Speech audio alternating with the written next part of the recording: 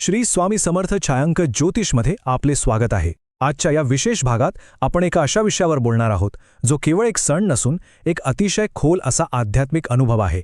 आज आपण अंगारकी चतुर्थीच्या पवित्र जगात प्रवेश करणार आहोत।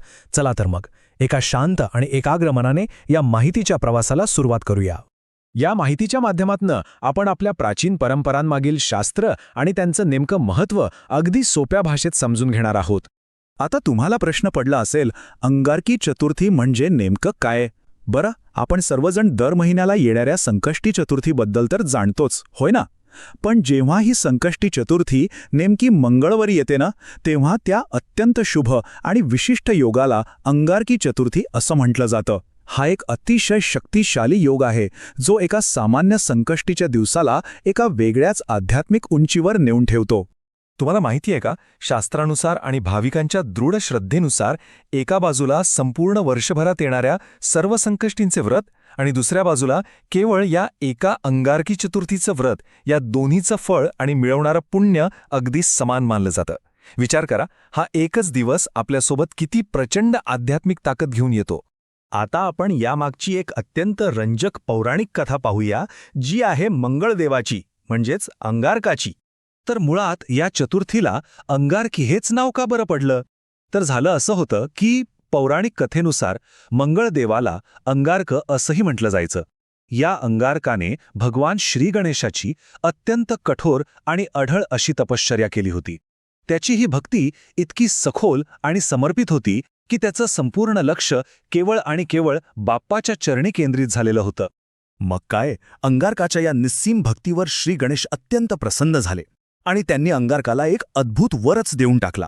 ते म्हणाले, जेव्हा जेव्हा चतुर्थी मंगळवारी येईल तेव्हा ती तुझ्या नावाने म्हणजेच अंगारकी म्हणून ओळखली जाईल। आणि अशा प्रकारे एका भक्ताचं नाव त्याच्या आराध्य दैवताच्या सणासोबत कायमचं जोडलं गेलं। भक्तीच्या सामर्थ्याचं हे किती सुंदर उदाहरण आहे, नाही का? चला आता पुढे जाऊया आणि पाहूया ऋणमोचन म्हणजेच कर्जमुक्ती आणि या दिवसाचं विशेष महत्त्व। आता आपण या दिवसाच्या व्यावहारिक आणि ज्योतिषशास्त्रीय महत्त्वाकडे थोडं वळूया।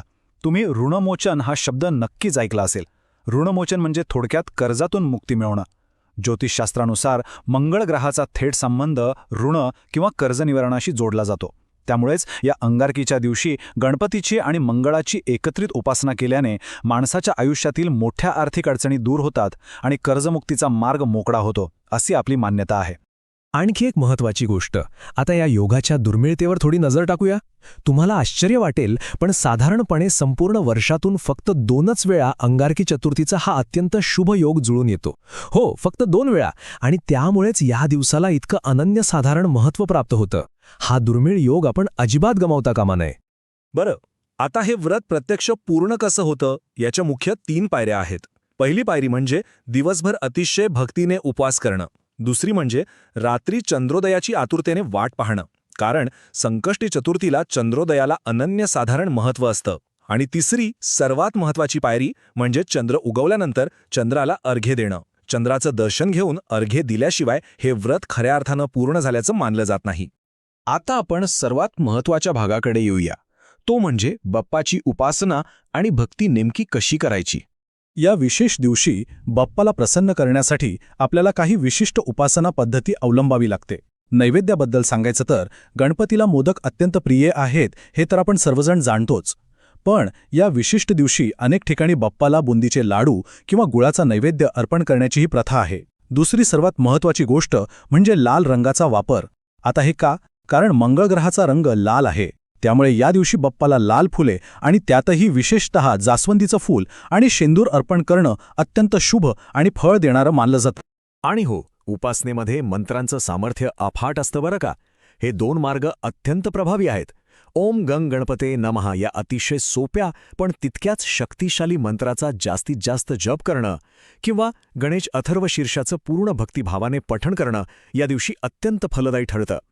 या मंत्रांच्या उच्चारामुळे आपल्या मनाला आणि सभोवतालच्या वातावरणाला एक वेगळीच सकारात्मक आणि पवित्र ऊर्जा मिळते। नक्की अनुभव घेऊन पहा।